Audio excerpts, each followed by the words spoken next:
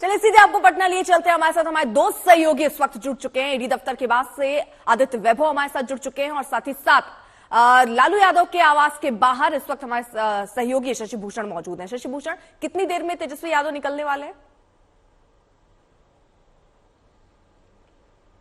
देखिए 10:34 हो चुके हैं और बमुश्किल लगता है कि 5 से 6 मिनट में तेजस्वी यादव 10:40 के आसपास यहां से निकल जाएंगे, जो अंदर से जानकारी मिल रही है। और देखिए बाहर सिक्योरिटी जो है वो एकदम तैयार है और कैरकेट भी पूरा तैयार है।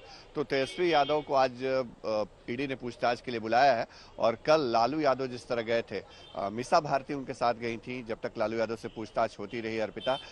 मीसा भारती वहीं ईडी ऑफिस के सामने ही एक मंदिर है, वहीं बैठी रही। आरजेडी के नेता वहां डेरा जमाए रहे।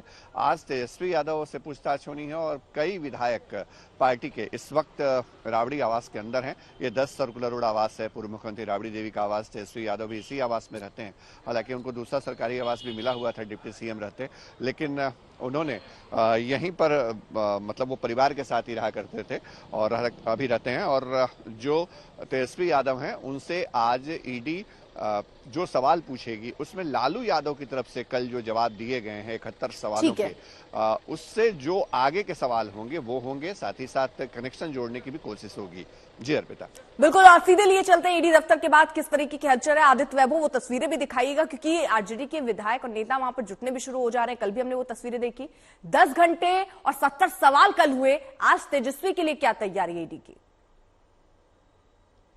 जी बिल्कुल अर्पिता, जहां तक बात की जाए प्रवर्तन निदेशालय के पटना दफ्तर की, तो आप देख सकती हैं कि यहां पर अब से ही डिप्लॉयमेंट कर दिया गया है। और सबसे बड़ी बात यह कि यहां पर राजद के कार्यकर्ता भी जुटना शुरू हो चुके हैं। आपको बताएं कि जिस तरह कल लंबी पूछताछ की गई राजद सुप्रीमो लालू प्रसाद यादव के साथ प्रवर्तन निदेशालय के अधिकारियों द्वारा, आज फिर उसी तरह की कवायद है यहाँ पर। और ठीक उसी तरह से राजद के कार्यकर्ता, तमाम कार्यकर्ता यहाँ जुटना शुरू हो गए हैं। और सबसे बड़ी बात ये कि आज जब हमने बात करने की कोशिश की राजद के विधायक रणविजय साहू से, तो उन्होंने साफ तौर पर इस बात की तस्दीक की कि तेजस्वी तो उस समय नाबालिग थे जब ये पूरा कांड हुआ था, तो उनको जबरदस्ती फंसाया जा रहा है। तो अब देखना ये होगा अर्पिता कि आज प्रवर्तन निदेशालय के दफ्तर में कौन से सवालात पूछे जाते हैं तेजस्वी से और क्या कुछ जवाब वो दे पाते हैं। अर्पिता ठीक है, आप रहिए जरा साथ। अभी आगे भी आपसे संपर्क करेंगे। थोड़ी देर में तेजस्वी यादव भी अपने आवास से निकलने वाले, उनसे पूछताछ होनी है। लेकिन कैसे वार पलटवार शुरू है आपको सुनवाते हैं। ईडी का समन नहीं है साहब, ये बीजेपी का समन है। बीजेपी का काम नहीं बन पा रहा है। मर्यादा पुरुषोत्तम राम के नाम पर ध्रुवीकरण की कोशिश हुई, काम नहीं हुआ। मर्यादा पुरुषोत्तम का चरित्र समावेशी है, सबके हृदय में है, तो वहां काम नहीं बना। फिर नीतीश कुमार पे इंजीनियरिंग की गई।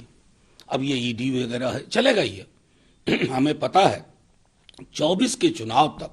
तो इसे कृपा पूर्वक हाथ जोड़ के कहता हूं, ईडी का समन ना कहिए, ये बीजेपी का समन है। सत्ता शीर्ष के 2 लोग रात भर बैठ के यही प्लान करते हैं कि जो मजबूत ताकतें हैं उनको ईडी, आईटी, सीबीआई करते रहो। ईडी स्वतंत्र संस्था है, देश कानून से चलता है, कानून सबके लिए समान होता है। और जहां भ्रष्टाचार होगा, जहां कदाचार होगा, जहां कानून तोड़ा जाएगा, जहां जनता के हक की लूटमारी होगी, वहां तो कानून पहुंचेगा ना। अब कानून जहां पहुंचेगा तो उस वहां पहुंचने का कोई न कोई एजेंसी चाहिए, तो ईडी गई है। पूरे देश में जो भी भारतीय जनता पार्टी एनडीए के खिलाफ आवाज बुलंद करते हैं, इनके तानाशाही रवैये के कारण पूरी तरह से लोकतंत्र के माध्यम से आवाज उठाते हैं, उनको आवाज को बंद करने के लिए कभी ईडी, कभी सीबीआई, कभी इनकम टैक्स से परेशान किया जा रहा है। लेकिन जनता सब कुछ जानती है। और बिहार के नौजवान युवा के भविष्य की गाथा जिस प्रकार से माननीय तेजस्वी प्रसाद यादव ने 17 महीना में लिखने का काम किया है, तो नौजवान, बिहार के नौजवान तो गुस्से में, और इसका गुस्सा निश्चित तौर पे आने वाला चुनाव में दिखेगा। जिन्होंने संपूर्ण बिहार को कहीं न कहीं अशिक्षा, बेरोजगारी, भूखमरी के गर्त में ढकेला, और जिनके ऊपर चारा चोरी का आरोप है, जिसको माननीय कोर्ट के द्वारा बता दिया गया कि इन्होंने चारा चोरी किया, जिसका स्थान जेल में होना चाहिए, वैसे व्यक्ति अगर बिहार के पॉलिटिक्स को प्रभावित करने की कोशिश करते हैं तो ये दुर्भाग्य है संपूर्ण बिहार का। और रही बात ईडी के ऊपर प्रश्न चिन्ह खड़े होते हैं। तो ये भी देखने की बात है कि एक गवर्नमेंट की बॉडी जिसमें सामान्य जनजीवन से आने वाले जो लोग हैं वही तो नौकरी करते हैं ना, और वो अपने कर्तव्यों का जब निर्वहन करते हैं तो इस प्रकार के लोग जो हैं उनके ऊपर टीका टिप्पणी करते हैं, आरोप लगाते हैं।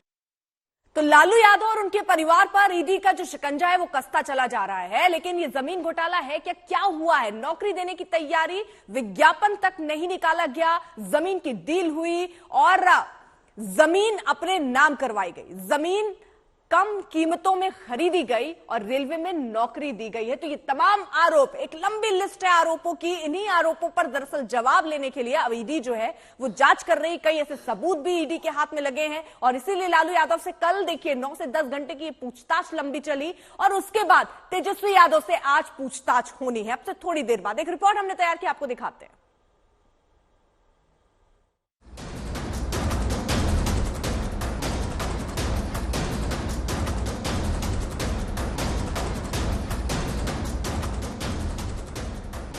आरजेडी सुप्रीमो लालू प्रसाद यादव को जिस जमीन के बदले नौकरी मामले में आरोपी बनाया गया है, उसमें ईडी और सीबीआई दोनों अलग अलग जांच कर रही हैं।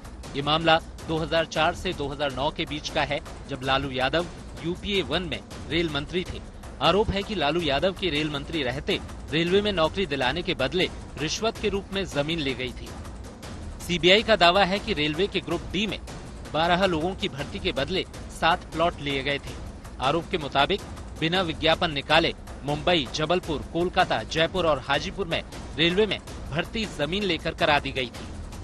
सीबीआई का दावा रहा है कि लालू यादव के परिवार ने बिहार में 1 लाख स्क्वायर फीट से ज्यादा जमीन महज 26 लाख रुपए में हासिल कर ली थी। करीब 20 साल पुराने भ्रष्टाचार के मामले में लालू यादव का परिवार ईडी के निशाने पर है। इस मामले में लालू यादव के अलावा राबड़ी देवी, तेजस्वी यादव, मीसा भारती और हेमा यादव आरोपी हैं। जहां विपक्षों की सरकार है या जहां जहां बीजेपी हारती है या बीजेपी जिससे जिससे डरती है, वहां ये अपने 3 जमाई आगे कर देते हैं। पहला जमाई सीबीआई, दूसरा जमाई ईडी, तीसरा जमाई इनकम टैक्स। भाजपा के साथ रहिएगा, हाथ मिला लीजिएगा तो राजा हरिश्चंद्र बन जाओगे, और हाथ नहीं मिलाइएगा तो भ्रष्टाचारी, क्रिमिनल, रेपिस्ट, और पीछे ईडी, सीबीआई, इनकम टैक्स को लगा दिया जाएगा। रेलवे में जमीन लेकर नौकरी देने के मामले में दिल्ली के राउज एवेन्यू कोर्ट ने बिहार की पूर्व सीएम राबड़ी देवी, उनकी बेटी मीसा भारती, हेमा यादव और दूसरे आरोपियों को सम्मन जारी किया है। दिल्ली के राउज एवेन्यू कोर्ट ने ईडी की चार्जशीट पर संज्ञान लेते हुए सभी आरोपियों को 9 फरवरी को अदालत में पेश होने को कहा है, जबकि तेजस्वी इस मामले में पिछले साल दिल्ली में एक बार फिर एजेंसी के सामने पेश हो चुके हैं। लेकिन लालू की सांसद बेटी और इस मामले में आरोपी मीसा भारती कह रही हैं कि आरजेडी का कोई नेता कभी गिरफ्तारी से नहीं डरता। देखिए, ना तो हमारे नेता कभी डरे हैं, ना हमारा परिवार कभी डरा है। हमारा परिवार में कहती हूँ तो सिर्फ हमारा परिवार मतलब पर्सनल परिवार नहीं, ना हमारा राष्ट्रीय जनता दल परिवार डरा है। और इसमें ऐसा कुछ किया नहीं है लालू जी ने कि उसको अरेस्ट करने की आवश्यकता सरकार को पड़ेगी। तो अब वो क्यों बुलाया गया है, क्या कारण है, ये तो जवाब ईडी और सत्ता पक्ष के लोग ही दे सकते हैं। सीबीआई इस मामले में 3 चार्जशीट फाइल कर चुकी है। पटना से सुजीत कुमार झा, आदित्य वैभव और रोहित सिंह के साथ मुनीश पांडे, दिल्ली, आज तक। तो कल 10 घंटे की तकरीबन पूछताछ लालू यादव से हुई थी। सीधे आपको लिए चलते हैं, इस वक्त शशि भूषण हमारे सहयोगी जुड़ चुके हैं। शशि भूषण, तेजस्वी यादव निकले क्या हलचल घर के बाहर? जवाब तो दिया ही जा रहा है, दिया जाएगा। आदरणीय लालू प्रसाद जी के पूरे अर्पिता मृत्युंजय तिवारी आरजेडी के प्रवक्ता हैं, वो भी पहुंचे हैं और कहीं ना कहीं आशंका है कि क्या तेजस्वी यादव की गिरफ्तारी भी हो सकती है क्या आज मृत्युंजय? देखिए, क्या होगा नहीं होगा उसका तो बाद में जवाब दिया जाएगा, लेकिन आदरणीय लालू प्रसाद जी के परिवार ने सब दिन जांच एजेंसियों का सहयोग किया है। लड़ाई जांच एजेंसियों से नहीं, भाजपाइयों से है। कब तक जुल्म करेंगे सत्ता के हथियारों से, चप्पा चप्पा गूंज रहा है लालू जी तेजस्वी जी के नारों से। मृत्युंजय तिवारी हैं अभी आरजेडी के प्रवक्ता और लालू आवास पे पहुंचे हैं। लगातार नेताओं के आने का सिलसिला जारी है, कई विधायक पहुंचे हैं यहाँ पे। सुनील कुमार सिंह जो आरजेडी के एमएलसी हैं, भोला यादव, भाई वीरेंद्र, शक्ति सिंह यादव, मतलब नेताओं की लंबी फहरिस्त है जो सुबह से यहाँ कई विधायक और एमएलसी पहुंचे हैं।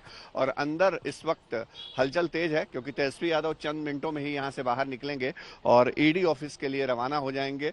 गाड़ियों का पूरा काफिला तैयार है, जो सिक्योरिटी होती है साथ में वो भी तैयार है। अब सवाल ये है अर्पिता कि कितनी घंटे की पूछताछ होगी ईडी की तरफ से तेजस्वी यादव से, क्योंकि लालू यादव से कल हमने देखा 9 घंटे से ज्यादा, तकरीबन 10 घंटे तक पूछताछ हुई।